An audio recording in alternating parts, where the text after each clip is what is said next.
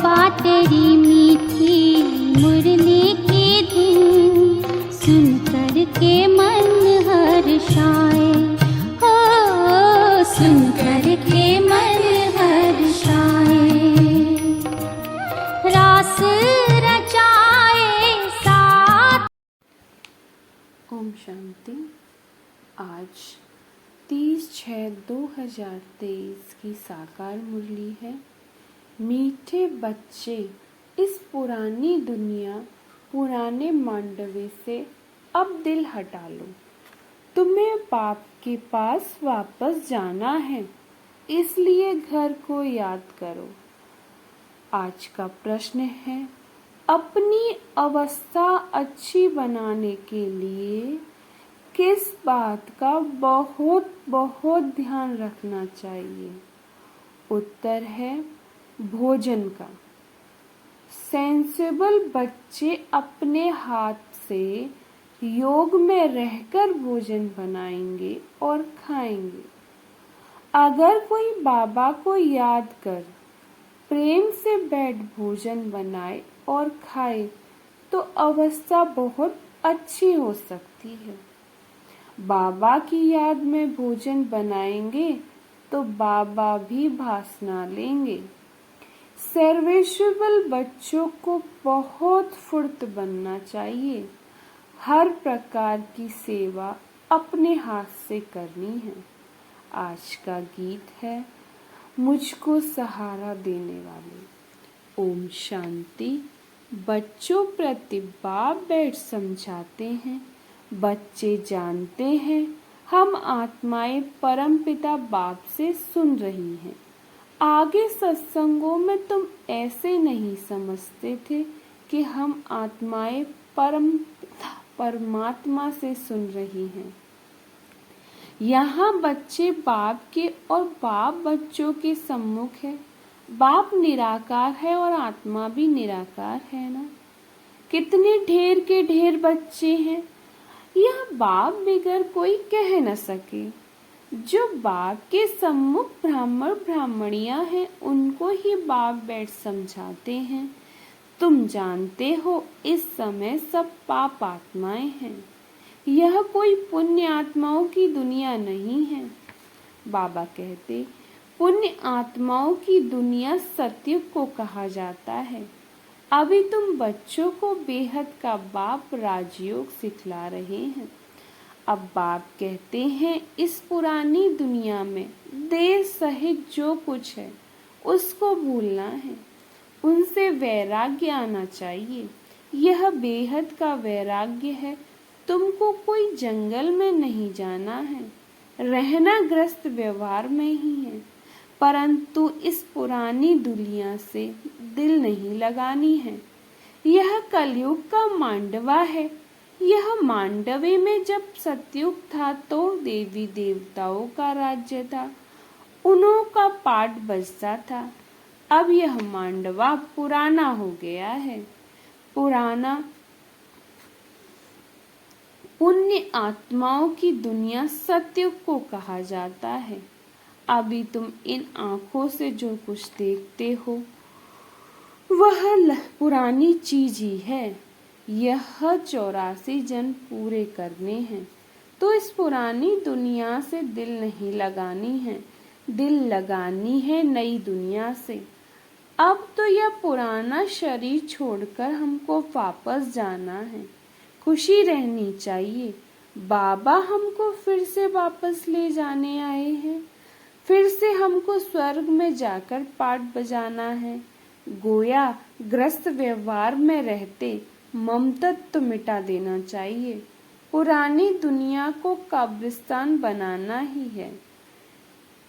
नाटक के एक्टर्स पाठ पूरा करते हैं तो फिर घर याद आता है। अब भी तो जानते हो हम ब्राह्मणों ने 84 जन्मों का पाठ बजाया है। 84 का चक्र ही कहा जाता है। वर्णों को याद करना पड़ता है। शिव बाबा बैठ फूलों को देखते हैं। इनकी आत्मा भी देखती है और फिर बाबा को भी याद करती है। बाबा ने हमको यह ज्ञान सुनाया है। वही बाप टीचर सतगुरु है। कोई शास्त्र तो हाथ में नहीं है। बच्चियां भी कहेंगी शिव बाबा ने सृष्टि चक्र की नॉलेज दी है। वह आपको सुनाते हैं तो सतगुरु ही याद पड़ेगा। आत्माओं के रूप से बाबा भी याद आता है। सारे वर्ल्ड की हिस्ट्री ज्योग्राफी भी याद पड़ती है। यह भी जानते हो वहाँ हम आत्माएं नंगी रहती हैं। बाप तो सदैव शरीरी है। अभी हमको इस शरीर द्वारा कल्प पहले मुआफिक शिक्षा दे रहे हैं। बरोबर हम आत्मा हैं। पुण्य आत्मा पाप आत्मा कहा जाता है। पाप व पुण्य परमात्मा नहीं कहा जाता। सन्यासियों को महान आत्मा कहेंगे। अगर परमात्मा सर्वव्यापी हो तो महान परमात्मा कहा जाए। ऐसे तो हो नहीं सकता कि परमात्मा बैठ यज्ञ तप आदि करे। भक्त भगवान को ढूंढते हैं। यह भी ड्रामा के अंदर भक्ति मार्ग की नूद है। तुमको फिर से 21 जन्म सुख भोग कर 63 जन्म भक्ति मार्ग के अंदर चक्र में आना है। तुम जानते हो हमारा पाठ सबसे न्यारा है। हर एक अविनाशी आत्मा को अविनाशी पाठ मिला हुआ है। शरीर तो खत्म हो जाता है। आत्मा कहती है हमने 84 जन्मों का पाठ बजाया। अभी हमको पाठ पूरा करके वस्त्र छोड़ना है। इनसे ममतत्व तो नहीं रखना है। आत्मा ही सब कुछ करती है। आत्मा पढ़ती है, कहती है हमने इतना पढ़ा है इन ऑर्गन्स द्वारा। आत्मा इनसे निकल जाती है तो शरीर को मुर्दा कहा जाता है। आत्मा कहती है मैं अमर हूँ। तुम्हारी बुद्धि में अभी रहता है बरोबर इस बेहद के ड्रामा में हमारा 84 जन्म का पाठ है। अनेक एक्टर्स भिन्न भिन्न धर्म के हैं। भारत की बड़ी भारी महिमा है। क्रिश्चियन लोगों को भी भारत के लिए रिकॉर्ड है। समझते हैं भारत ही प्राचीन है। उस समय क्रिश्चियन नहीं थे, परंतु वह सिर्फ कहने मात्र कह देते कि भारत प्राचीन था। जानते नहीं हैं वहाँ तो देवी देवताओं का राज्य था जिसको भगवती भगवान कहते हैं। गॉड कृष्णा नहीं, लॉर्ड कृष्णा कहते हैं। श्री कृष्ण के अथवा देवताओं के बहुत पुराने चित्र मंगाते हैं, क्योंकि फिर भी सबके बड़े हैं ना देवी देवताएं। भारत की बड़ी महिमा है। गीता में अगर नाम न बदलते तो सब जानते हैं कि हम मनुष्य आत्माओं के बाप का यह भारत खंड जन्म स्थान है। शिव के मंदिर में तो जहाँ तहाँ है। पतित पावन बाप पतित दुनिया में ही आकर सबको पावन बनाते हैं तो उच्च हुआ ना। महिमा भी होती है शिवाय नमः। तुम मात पिता हम बालक तेरे। तुम ज्ञान के सागर हो। तुम्हारी गतमत न्यारी है। तुम्हारी महिमा अपरम अपार है, परंतु फिर उनको भूल जाते हैं। इसलिए भारत की महिमा उड़ गई है। अब बच्चे विलायत में जाएंगे तो उन्हों को समझाना है सब आत्माओं का बाप वह निराकार है। तुम गॉड फादर को पुकारते हो, परंतु वह कब आते हैं यह पता नहीं। वह यूरोप वासी यादव भी जानते हैं।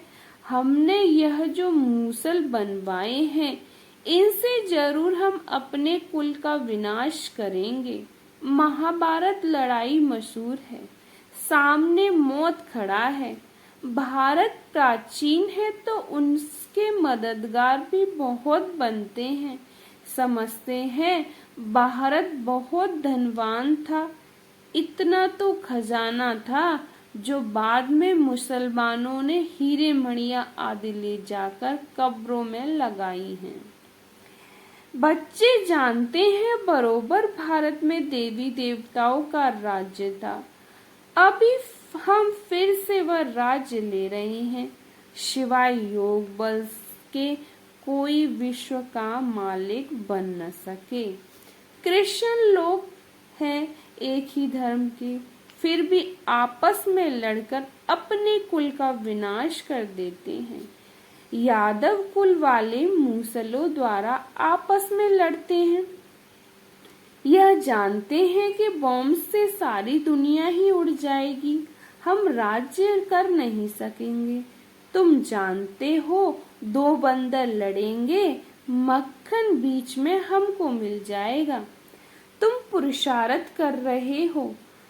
अब तुम बच्चों को इस पुरानी दुनिया से वैराग्य आना चाहिए, क्योंकि जानते हैं यह सब खत्म होने वाला है।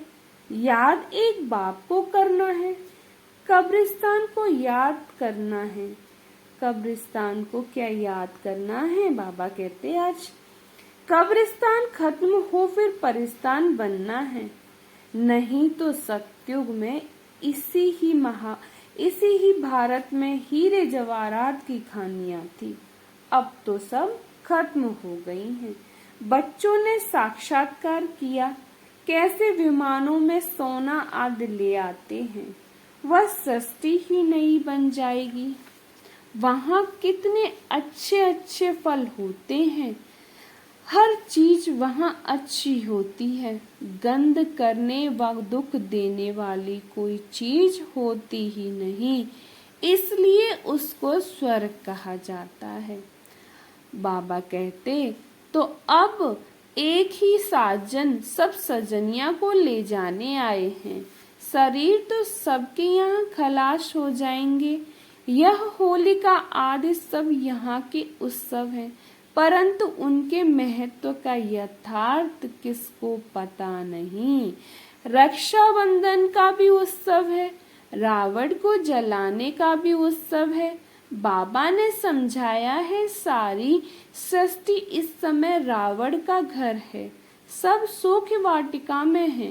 कितने दुखी हैं, तो सबसे ममतत्व मिटा देना चाहिए। अभी हम वापस घर जा रहे हैं, घर को ही याद करना है। सतयुग में जब शरीर बूढ़ा होगा तब समझेंगे अब यह पुराना शरीर छोड़ नया लेते हैं। अभी तुम समझते हो हमको वापस जाना है, इसलिए देह अभिमान छोड़ना है। दुनिया इन बातों को नहीं जानती। कह देते हैं आत्मा सो परमात्मा, परमात्मा सो आत्मा। बाप समझाते हैं यह झूठ है। अगर भक्त ही भगवान है तो फिर भगवान को क्यों याद करते हो? पतित पावन तो एक निराकार बाप गाया हुआ है। कहते हैं मुझे पतित दुनिया में आना पड़ता है, फिर इनको और तुम सब बच्चों को पावन बनाता हूँ। सारी दुनिया को पावन बनाकर वापस ले जाता हूँ। वहाँ परम धाम में सब आत्माएं पवित्र ही रहती हैं। फिर यहाँ सतो रजो तमो में पास कर अंत में पतित बन पड़ी हैं। यह है सबका अंतिम जन्म। लक्ष्मी नारायण भी अब अंतिम जन्म में हैं। पतित पावन एक ही बाप है।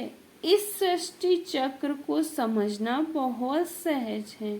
माताएं भी इस गोले पर अच्छी रीति समझा सकती हैं।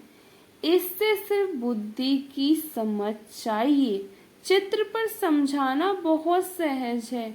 बाप बिगर यह नॉलेज कोई समझा नहीं सकता, और कोई के पास यह चित्र है नहीं। इन चित्रों का बहुत बहुत मान होगा।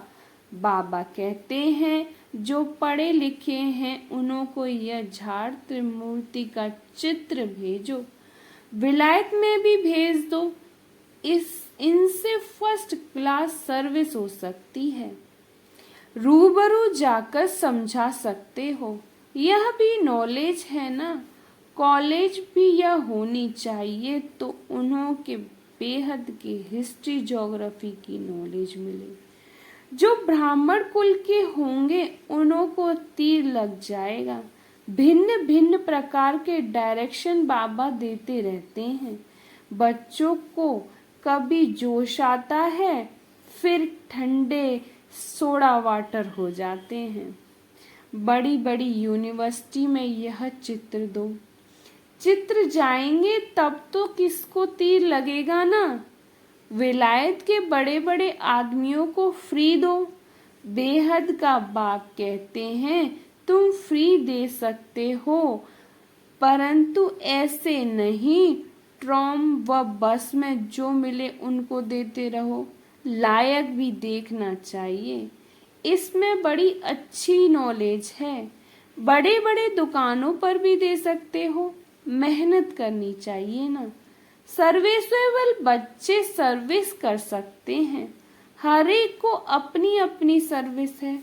माताओं को भी घर में सर्विस करनी है। चित्र उठाकर फिर प्यार से बैठ समझाओ। छोटे छोटे बच्चों को चित्र पर बताया जाता है ना। कोई 4 मास का बच्चा है, कोई 6 मास का बच्चा है, कोई 2 मास का।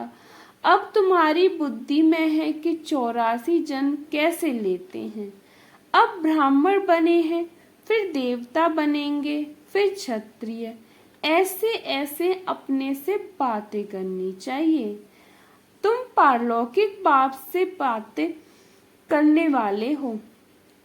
यह है विचार सागर मंथन करना। जितनी सर्विस करेंगे उतना इफाजा मिलेगा। तुम गॉडली सर्विस पर हो। बाबा कहते भलग्रस्त व्यवहार की संभाल करो, 8 घंटा इस सर्विस में लगाओ, तुमको बेहद का खजाना मिलता है।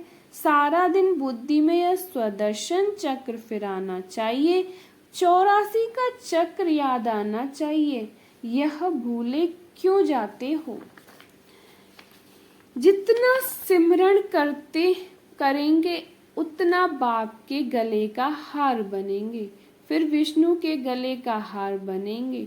घड़ी घड़ी बच्चों को समझाया जाता है, यहाँ धारणा अच्छी होगी क्योंकि यहाँ कोई मित्र संबंधी आदि तो है नहीं। सर्विसेबल वह जो सारा दिन सर्विस में लगा रहे। बाबा की मुरली सुने, रिपीट करें, नोट करें। टीचर समझते हैं हमारे स्कूल से बहुत पास हो निकलेंगे तो गवर्नमेंट इफाजा देगी। तुम ब्राह्मणों को भी ऐसा करना चाहिए। हम झुंड का झुंड अच्छा तैयार कर बाबा के पास ले जाएं। इसको कहेंगे सेंसिबल। अगर कोई मेहनत नहीं करते तो रिपोर्ट आती है, आराम तो हराम है। टीचर ऐसा फुर्त होना चाहिए जो 10 सेंटर संभाले, इधर उधर भागता रहे। 5-6 घंटा नींद काफी है, बाकी मेहनत करनी है। अच्छे सेंसिबल बच्चे कोशिश कर भोजन भी अपने हाथ से बनाएंगे। बाबा को याद कर प्रेम से बैठ भोजन बनाए और खाए तो अवस्था बहुत अच्छी रहेगी। बाबा भी चाहते हैं अपने हाथ से बनावे। बाबा को याद कर बनाएंगे तो बाबा भी भासना मिलेगी।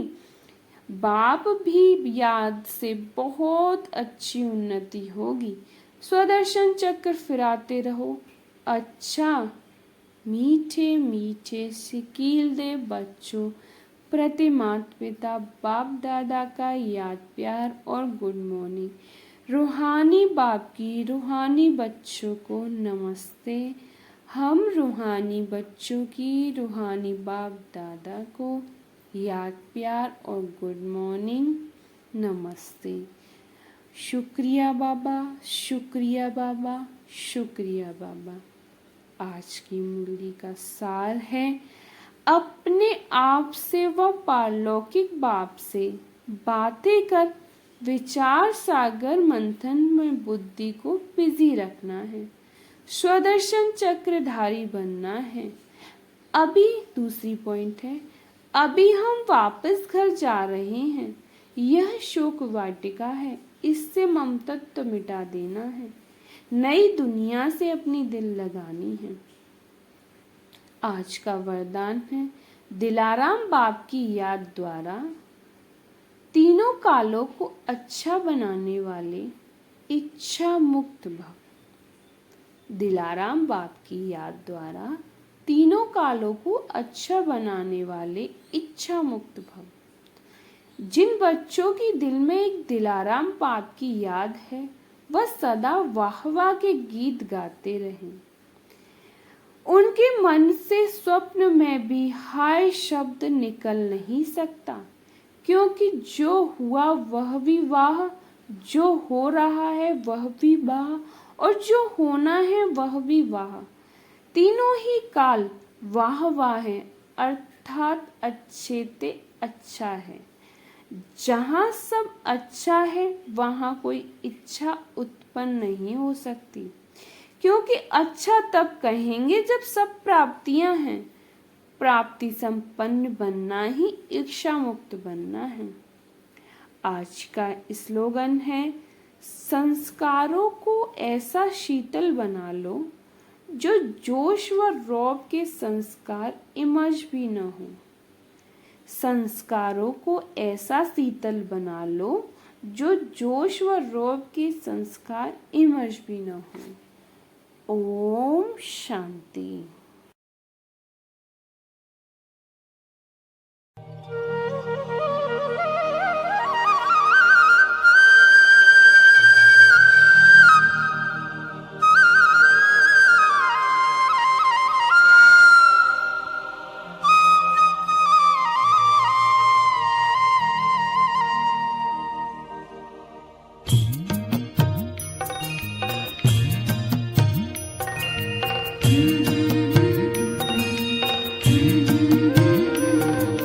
बाबा तेरी मीठी मुरली की धुन सुन कर के मन हर्षाए, हो सुन कर के मन हर्षाए।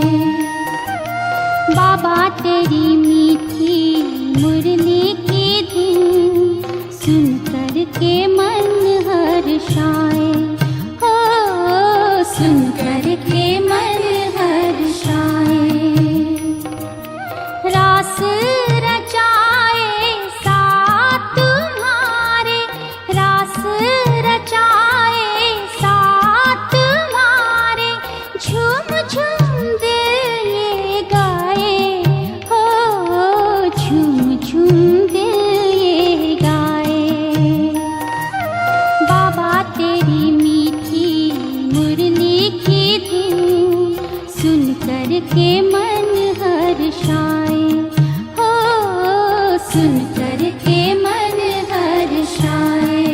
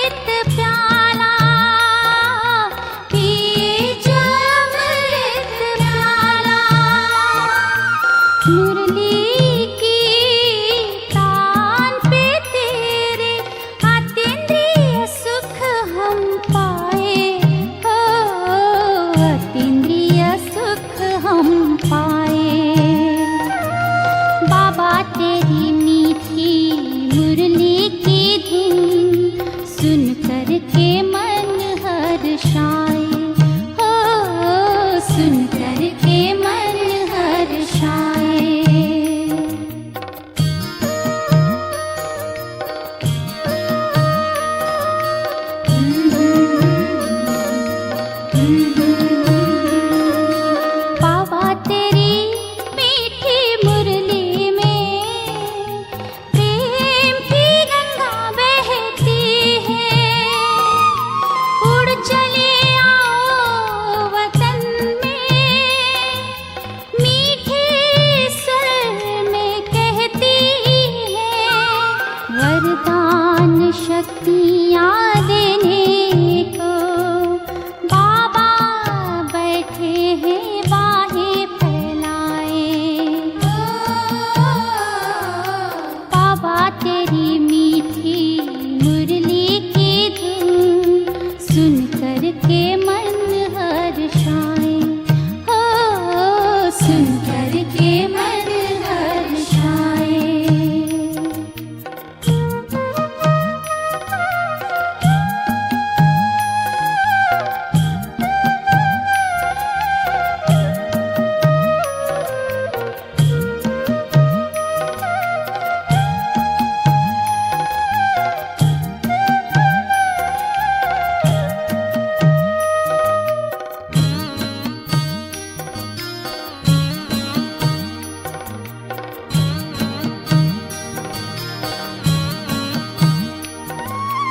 मुरली के प्रकाश से मन में आशाओं का दीप जला है।